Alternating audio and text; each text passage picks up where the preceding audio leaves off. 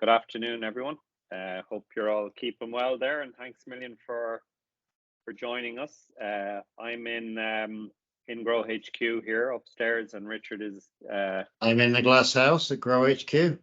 You've got a much nicer location than I do, Richard. I think it's fair to say.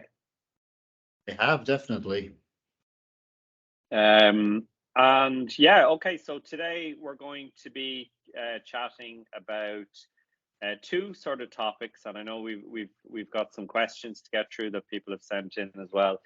But our two topics today are planning the garden. So obviously, I think it's a time of year when our thoughts are starting to turn to planning for the spring and getting ourselves ready for the growing year. So I think we're particularly focusing today on somebody who's maybe working, planning a growing space for the first time in particular. But obviously we'll be touching on other aspects of it that'll hopefully be relevant as well for people that have been maybe growing for a bit longer than that.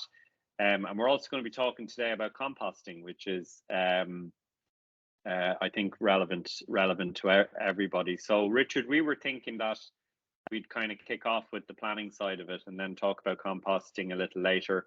Okay.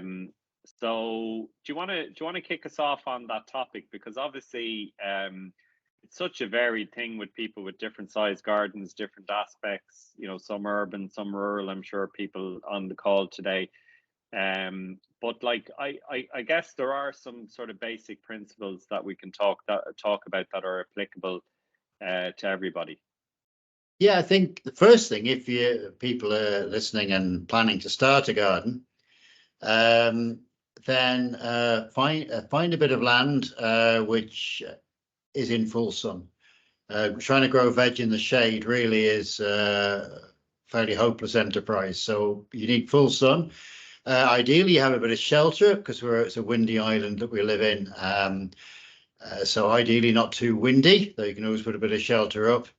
And ideally, you have some reasonable soil. If not, you have to make it, which always brings it on to the composting thing. But if you've already got a garden, then about planning, first thing is decide what you'd like to grow in the garden, which it sounds silly, but a lot of people just get really excited and start sowing seeds without thinking where it's going or what they're going to do, and grow the amount that you think you might want to eat. In that, I've seen people put a whole seed tray of 100 modules sowing lettuce, which only takes you a few minutes, but you've got to eat all those lettuce in 2 or 3 weeks. So so slightly over the top. So grow the amount you want to eat and the things you want to eat. Make sure that you're not having a bit of a plan, in other words, is important. Yes, yeah. I think what it is you're going to do, and remember, a rotation is really important. So don't grow any more than a quarter of the garden in any one plant family. So that's no more than a quarter in potatoes, the cabbage family, the carrot family, because you'll end up making the soil sick for that particular crop. You'll get diseases and so on building up. So you want to move them around and not have potatoes going back in that spot for another 4 years. So no more than a quarter in any one crop. And then really important not to get overexcited and get lots of seed trays on your windowsill before they're ready to go out. So I wouldn't really bother sowing very much yet. I'd wait a little while and make sure that your ground is ready before your plants are ready to go out. So that is a kind of a classic kind of novice's mistake, isn't it? Because I think as soon as the year turns in January, we're kind of like, okay, new year, I need to get started, and we sow things in January and February. I've spoken to a couple of people already this year who've said I sowed this and that, and in my mind I'm like, I'm not sure Richard would agree with that, but why is it not a good idea to sow things in January and February, say? Because you're not ready. A grower works backwards. When's the ground going to be ready? When is it warm enough to put out? So, for instance, courgettes, they are damaged by frost. So if you put them out in late April, so if you started your plants now, they'll be going out in early April, to be honest. They grow quite happily on a windowsill, but then you put them out in early April, they're going to be hit by a frost and cold weather. And they might not die, but they're going to be so thoroughly miserable, they're going to think it's not worth growing and be miserable and yellow and never do anything. You don't want to be putting them out in your garden till mid-May, really, when it's warm enough for them to grow. So that means you wouldn't be starting them till mid-April. And if you have plants getting bigger and bigger and spindly on a windowsill or somewhere, then they're going to be very unhealthy going out, not going to grow for you. You want a young, vigorous plant going out into the right conditions. So again, sowing. I've seen people sow things like French beans, which need nice warm soil. Trying to sow them in late March, early April, they often don't germinate at all. If they do, they're going to be miserable. And wait till the ground's right and it's ready to go out. And so, like, there's a big problem of kind of, it's improving all the time, obviously, but the lack of light is a big issue, isn't it? And that's why you get kind of leggy seedlings that are literally straining for the light. Yeah, that's the problem with growing on windowsills. You know, people start plants there. Thankfully, I have this glorious glass house here to start things in, but probably not many people have these at home. And so light wouldn't be a problem in here. We get in March, we get as much light as we do in September. You know, it's the nature of the year. Temperature, which is the problem. But in a windowsill, I often get sent pictures from people, what's the matter with these seedlings? And they try to grow them on an east or a west-facing window, and they're horrible, spindly, yellow things trying to find the light. So you can only really start plants off on a south-facing window. Okay. So what, for example, and I know, like, I have started, since you started giving out to me, particularly about tomatoes. Would I do that, mate? Going too early, but sowing my tomatoes, I've started to actually take a wander up to the glass house in where you're standing now every couple of days to see what yourself and Tim have sowed, so I can follow along. What have you got sown at this stage of the year? So we're at the 23rd of February. What's around you there in the seed trays at this point? If I was an amateur back garden grower, I probably would have nothing ready sown yet, which is the important point. But obviously, you pay me to keep the kitchen happy here, and so I have to get stuff as early as I can. So, for instance, I have kale in seed trays growing away, early broccoli, and what I do have, which to turn it round there, you can see my onions, and that's because I grow all my onions from seed. For transplanting. But if you grow onions from sets, don't go too early. There's no point. So if I was a back garden person, I would be thinking now of sowing some of the early cabbage family plants. So I might be sowing some early broccoli, some early cabbage, some early kale, if you want to do that, and possibly some early lettuce as well for transplanting. But I'd only just be starting. If you're growing some peppers, then you'd want to start those the next week or two, either chilies or sweet peppers. Tomatoes, wait unless you have a heated glass house. Wait until mid-March for putting them out in the tunnel mid-April on a heated tunnel. But if you're trying to grow tomatoes outside, I wouldn't sow them until mid-April to try and put them out in the garden mid-May. Okay. So jobs for this weekend potentially is you could sow peppers. Funnily enough, like, I'd love to hear your opinion on this, Richard. Without you getting too scathing and critical about me. I wouldn't do that. I think sometimes you do. But I was thinking, I was in a garden centre, saw cucumber seeds, and it said on the package you can sow them as early as February. And so I was also thinking, last year I felt like my cucumbers were very late coming, and so I sowed them, and they're up about kind of that high, looking quite healthy. They're out in the greenhouse, but I have a heated bench. Is that a good idea, or would you That's a think that would be? very bad idea, Mickey. You got overexcited again, didn't I knew you? you were going to say that. I knew it. I was even My reluctant to bring it up. cucumbers, yeah, you're going to have to keep potting them up into bigger and bigger pots because cucumbers are a big seed and they germinate and grow very rapidly. Thing about peppers is they germinate and grow very slowly. And I won't be sowing peppers until late March, another month. Cucumbers, because the tunnel isn't ready for them. Cucumbers, sorry. The tunnel isn't ready for them till mid-late April. And they're only going to spend about 3 weeks in the pot before they want to get transplanted out. So you end up on the other hand, like I'm only talking now, 4 or 5 plants is enough for me. So potting them up won't be a big deal for me, like compared to your growing. Yeah, as long as you have enough heat. But the more mature a plant is, the less it enjoys being transplanted. So okay. I like to keep them going really vigorously. The early yield is with cucumbers is more to do with the weather when they get out into the tunnel. And if you have big plants going out into a tunnel which is too cool, they can get a check that they never really recover from. They'll be sort of yellow and miserable for the season then. So why do seed manufacturers put that stuff on the label then to hoodwink us amateurs into sowing things too early?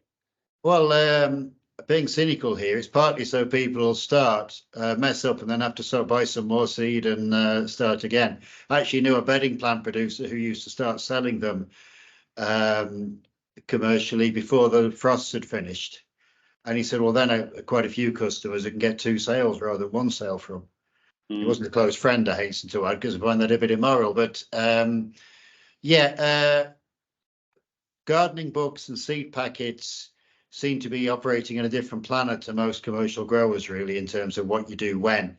And particularly for back garden people, it's much, much easier to grow things in the season things want to grow in. There's a time for sowing and a time for growing. So to go early is what I'm paid to do,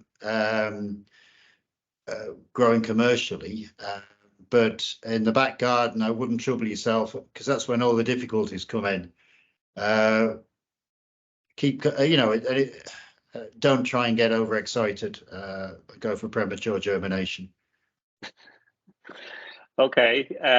So let's take this back a step though. If you were starting with a back garden that you've never grown before, let's assume for a minute that it's a sunny aspect or it gets sun most of the day, but it's just a lawn at the moment. Like where could you start to get that up and running for growing this year?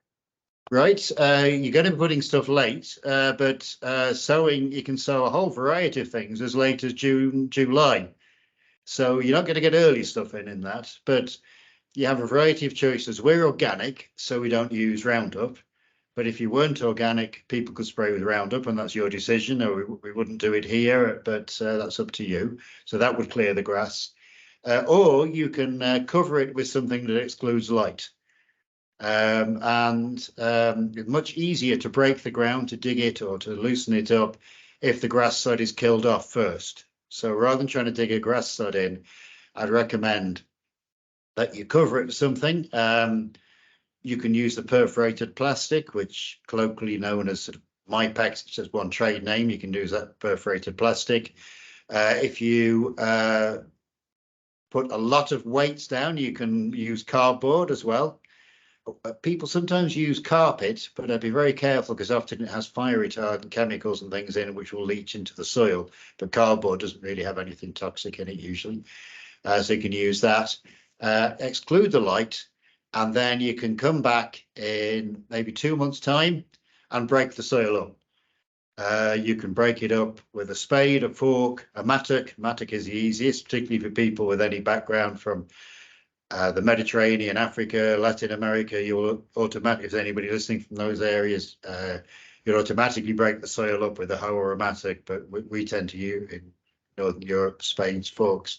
Break the soil up and away you go. But don't try and grow stuff in soil where the grass is still rotting. because that will the rotting grass will tend to stop things germinating. Yeah. Plants. And presumably, if you wanted, like if you want to go down the raised bed route, you could put in a couple of raised beds and fill them with soil and get started immediately. You could. Like, it's a very expensive and not very mentally sensible way. You know, importing topsoil or importing potting compost is an expensive and thing to do. But yes, I mean, obviously raised beds for people with more restricted movement or wheelchair users and so on, they're excellent. But yes, you could do that, and you could move very quickly if you are filling them with potting compost. It's called, but it's you know, it's that's growing media, not the compost we're talking about later. Please use peat free, and you could you could make a raised bed, and you could buy yourself a lot of peat free potting compost and stick it in, and you can start immediately then. But I wouldn't. I know buying topsoil is often it's very poor quality, and it's quite expensive for what you get. I would tend to recommend people use potting compost rather than buying in topsoil, but soil from your own garden, absolutely. Yeah, on the other hand, like a lot of the housing estate gardens, if you know, what tends to happen with new estates, for example, is the builder, you know, puts this builder's rubble and they put a very shallow layer of topsoil on top and then sow grass. Like that might not be a brilliant proposition for growing veg on. So you may need to actually that is a situation where you will ideally make slightly raised beds. I've done it a few times for people. Yeah. And what you want to do is sort out the rubble from the soil and use the rubble. It's not quite as difficult as it sounds. The rubble as the base for paths, and have your bed in between the paths, and the soil is all in the paths and slightly raised. And you can then that's the only way to do it, really. People aren't really aware of the quantity of soil you have to bring in to make a bed. Plant roots will go down a metre if you let them. So putting 6 inches of, sorry, I'm thinking in old money here, the people a bit younger than me, or obviously Mick, are both a bit long in the tooth, thinking centimetres, so that, you know, you often only get you only get 15, 20 centimetres of soil dumped on top. That's a huge volume of soil in anything for a very small garden. So in that situation, you could make up beds with potting compost, or you could work away and sort out rubble from soil and make beds with the soil. It's not as difficult as it sounds.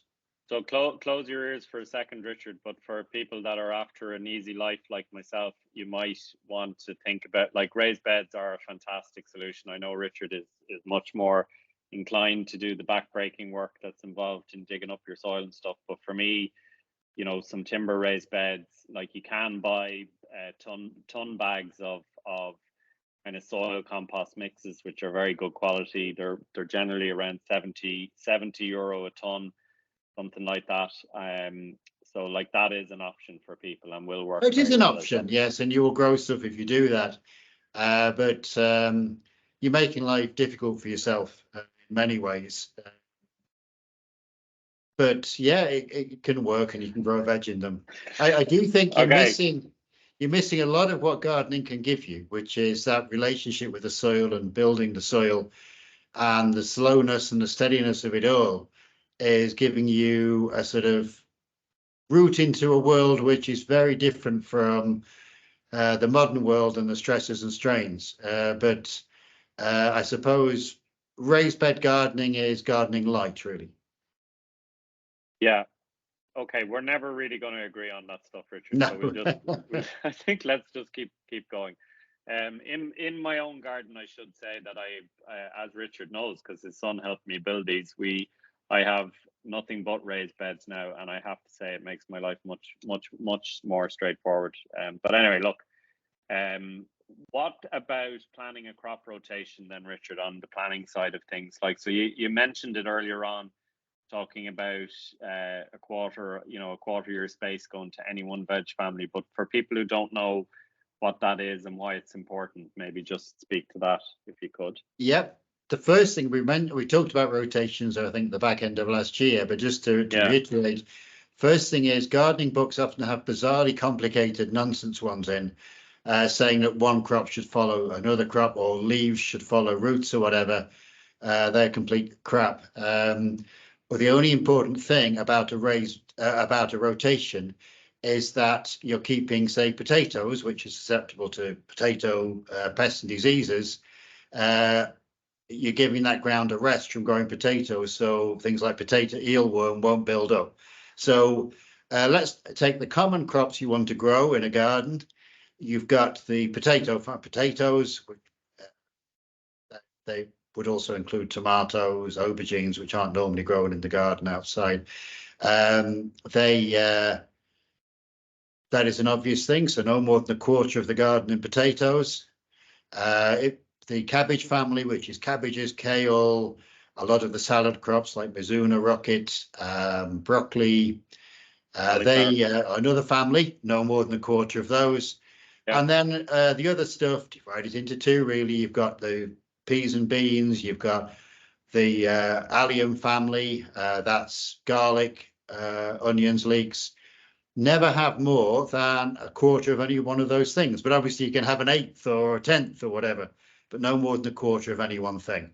And don't come back to that bit of ground for another 3 years, with that crop. So your onions aren't going back there for 4 years, your potatoes aren't. So you go round and round the garden. Yeah, okay.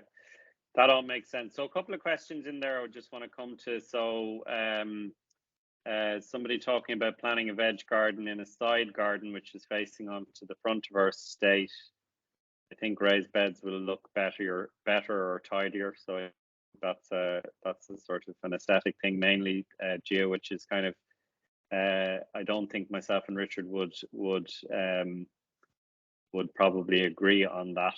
I think raised beds would look lovely. Richard would say dig the ground, I think.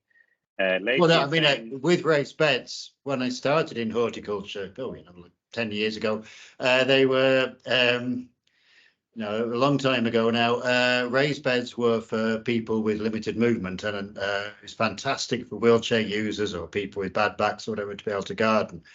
They've become, I suppose, they do have the place, and busy CEOs like you probably want gardening light, so because the limited time you have for gardening. And I'm not being totally silly there. A lot of people are very busy, and it's a very quick way to be able to go and garden, so they have their role. Yeah. But what my big bugbear with them is that it's being seen as you have to have them to grow veg. Yeah, and it's a very expensive barrier for people with limited means to be able to grow veg. All you need to grow veg is a bit of soil and a few seeds. Yeah. So no, they do. We have this sort of knockabout stuff about them, but they do have a place. And so on a serious note, they fit some people's needs, and aesthetically, some people like that sort of thing. Yeah. So Jude just asked there on the raised bed issue, how deep would you want to make them? Like in an ideal world, you can. The big problem with raised beds is they dry out. So make sure that your raised bed has an impermeable layer around the edge, which is, I use the rolls of plastic you get for damp proof for houses. Put that around the edge of the thing to stop it drying out, otherwise you're watering all the time. But then plant roots will happily go down a metre if you let them, and that is a store of water, so you don't have to be continually watering in a dry period of weather. So ideally no shallower than 60 centimetres. But that includes a total rooting area. So for instance, the ones we have here are only about 30 centimetres deep, the raised beds, but underneath the roots are going into the soil. So they're not, the soil is broken up underneath them, and we just put that on top of the soil. So the roots are going down into the soil underneath. But if you're putting them on concrete or tarmac or, an impervious layer, then ideally you're making them 60 centimetres deep at minimum. Very good. So Michael asked at the very beginning there, when we were talking about tomatoes, So he grew them in containers, and he's asking, does he need to change the compost in the container, or can he add to what was there last year? That's a good practical change it question. every year. Get new potting composting container every year. Compost isn't like soil; it needs, has to have the nutrients added. By compost, I'm talking about growing media, because we're talking about composting later. A lot of people get confused by this. Get new potting compost, and then you'll get a good growth of stuff this year, rather than the old stale potting compost. Okay, so Moira asked in the questions that were sent in advance. We talked about when to sow tomato seeds, so that's good. She asked, is it too late to plant garlic? That's a good question, because traditionally, obviously, I sowed mine before Christmas, but you can get spring planting varieties. Yeah, you can put it in. Like with a lot of these things, it's actually for spring garlic, you're not particularly late, but you get a slight reduced yield, but that's not going to bother back garden people. Particularly, you'll still grow some. So but make sure it's spring planting garlic. You don't go to the supermarket and difficult thing. Mick might start telling us about the garlic story here. Don't go to a supermarket and buy some garlic from a shelf and just put it in, because it could be a variety from China or Spain, or which will want a totally different climate to the Irish climate. Buy planting garlic, or buy garlic from a farmer's market. So you wouldn't actually get it this time of year. No, go buy planting garlic. We have some in. No, we've sold out in the shop here, but you'll be able to get it from a good garden centre or from mail order catalogues. And then you're putting a variety in that should go in the spring and likes the Irish climate. Okay. Somebody asking, is it too late? Anne is asking, is it too late to sow potatoes? It's definitely not. I mean, it's too early to sow them still. Oh, very much so. Yeah, I mean, the traditional planting date of Paddy's Day is a good one for anybody in a coastal area of Ireland. If you're listening from Cavan or Monaghan or somewhere, then I would wait a bit longer usually, because you're going to get late frosts. But I would see, unless you live on a south-facing cliff, cliff in West Cork or somewhere, I would definitely wait until Paddy's Day, the traditional day for potatoes. Yeah. And that's just for the earliest main crop. I put my main crop in about a month later. In mid-April. Okay. Yeah. So somebody's asking about a veg trug. So we have a couple of veg trugs in Grow HQ, Richard. We grow coriander and various other things in them. But she's saying it's been overtaken by cats. How best to keep them out? This we do have our own not terribly welcome cat wandering around Grow HQ every now and then. Any advice on how to deal with them? They are a common pest for a lot of people. Netting is the only reliable way. Because they just see it as a toilet, unfortunately, and there's potential disease problems with that. You get toxoplasmosis from cat feces and so on. So keep them out, and a net is the only way I've ever found to usefully keep them out. And you can, with a veg trug, you can make a frame. A very easy way to do it is the plastic conduit pipe about that thick. You can buy from hardware stores, comes in 2-meter lengths, and that's very flexible, and you can make a nice hoop and just drape net over it. Yeah, very good. Catherine says in the chat there, Richard, there hasn't been mail order catalog since the 1980s. It's called the World Wide Web now. I don't think Richard knows what the World Wide Web is, Catherine. So. But I think that's a very good point, Richard. There hasn't been mail order catalogs since the 1980s, except for... Oh, sorry, I don't have to send a check in the post anymore then. If you can put me in for a training course there, Mick, I'll try and come into the 21st century. Exactly. I think I have seen you studying mail order catalogs quite recently, Richard. So in fairness, they are still knocking about. You're fairly long in the tooth yourself as well, Mick, aren't you?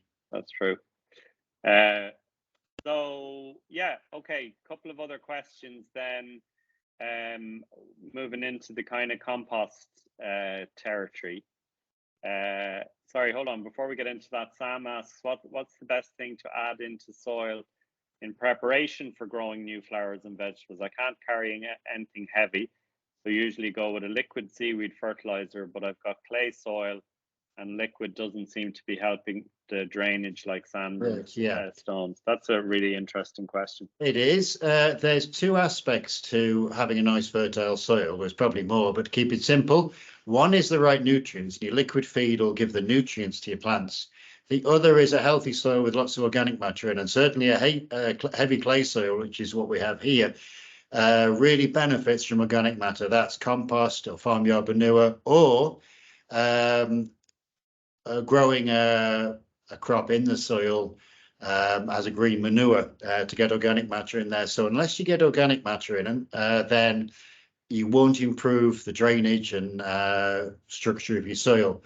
I appreciate some people can't move heavy things.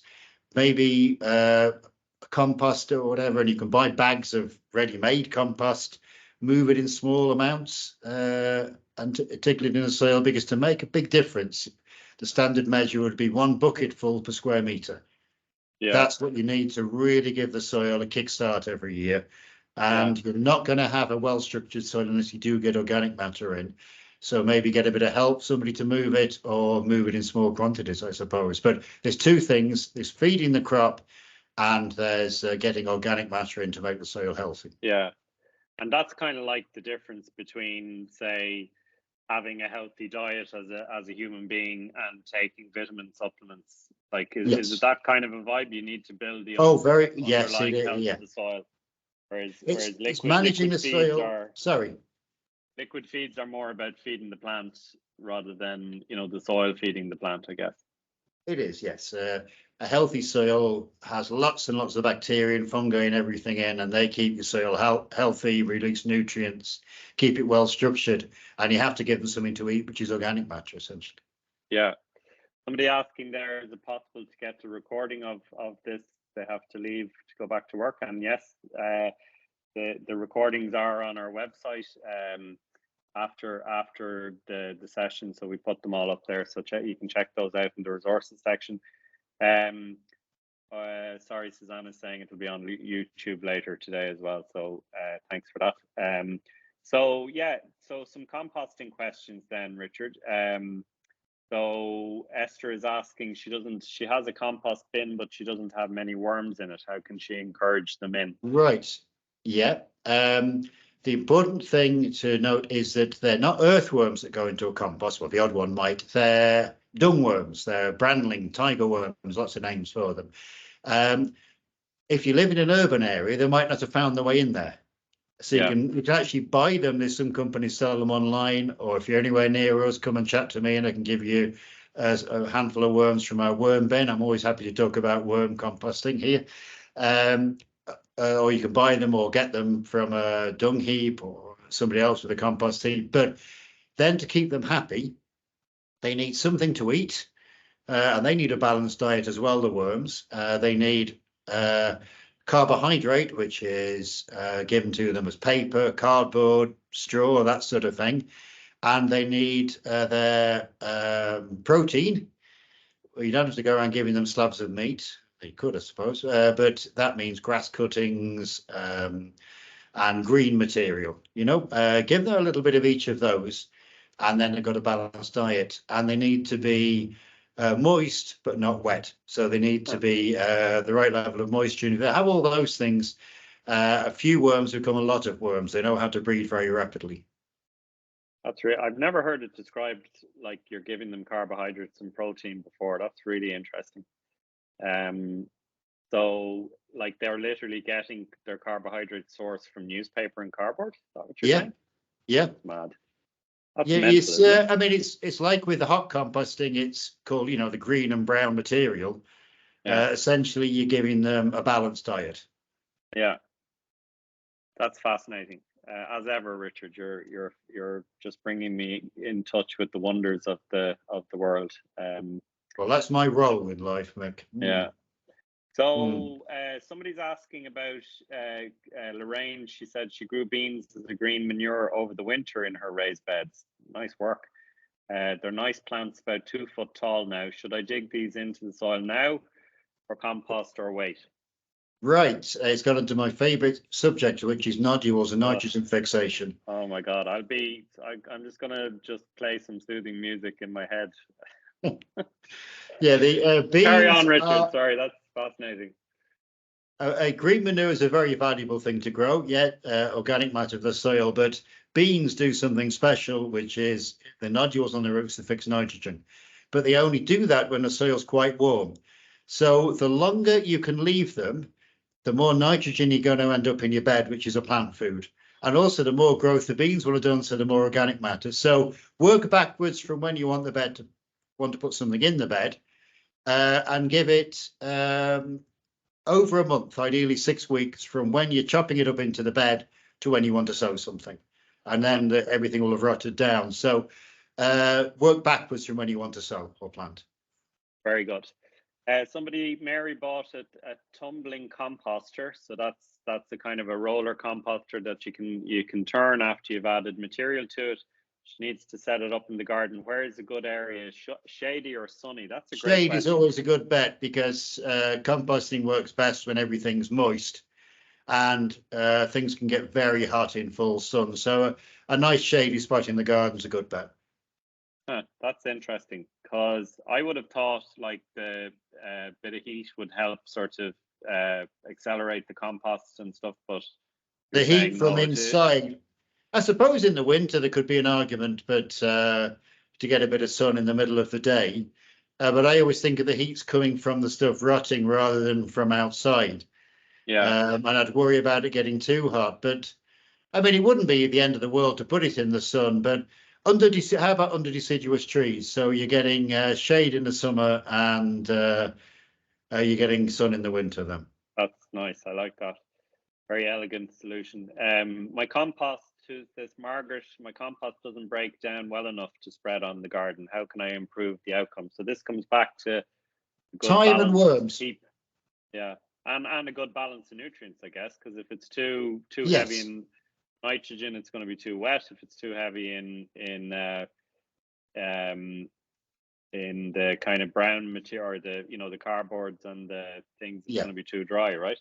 And small sandwiches of each.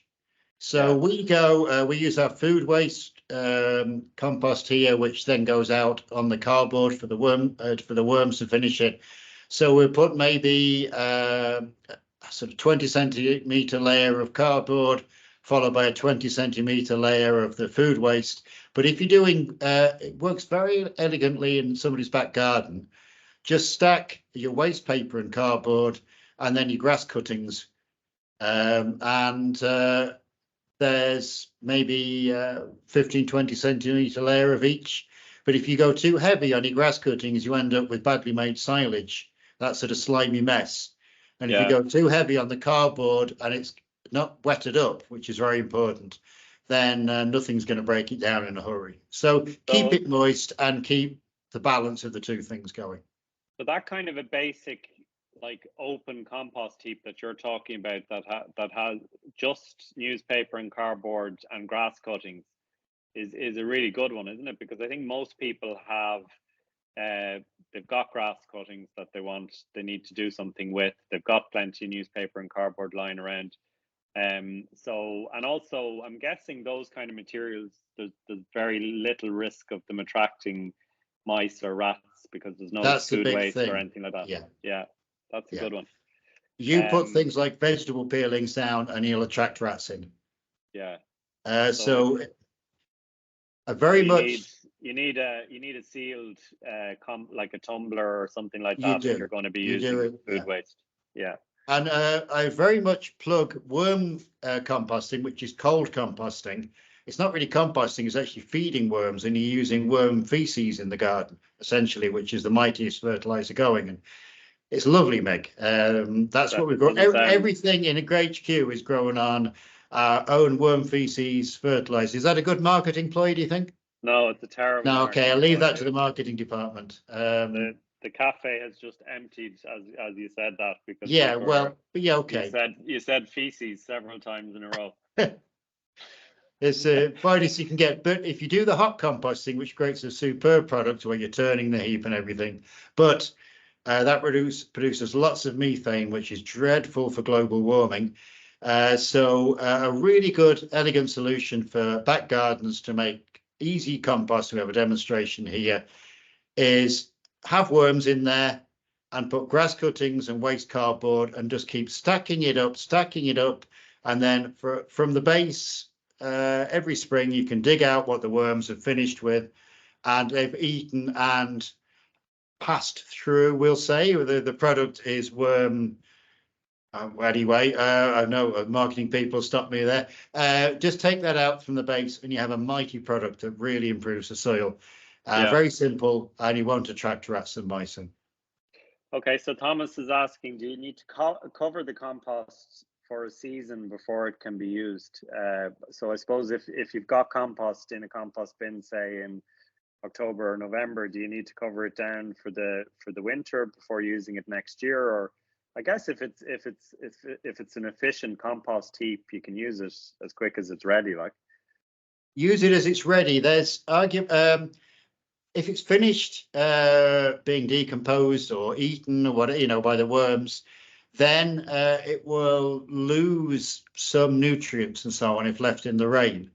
But if it's only just ready, then you don't need to cover it. There's a sort of discussion that serious gardeners and growers will have, the sort of thing we find fascinating, whether you should cover or not. And lots of people who make great compost say cover. Lots of people say don't.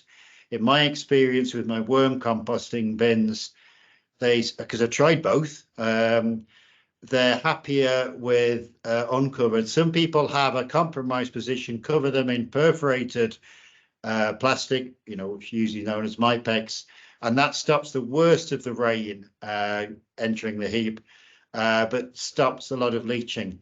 So I don't, other people do. Have a look at your compost and see what it's like. If it's getting saturated and seems to be ready and you don't want to use it, then maybe covering at that point would be a good idea.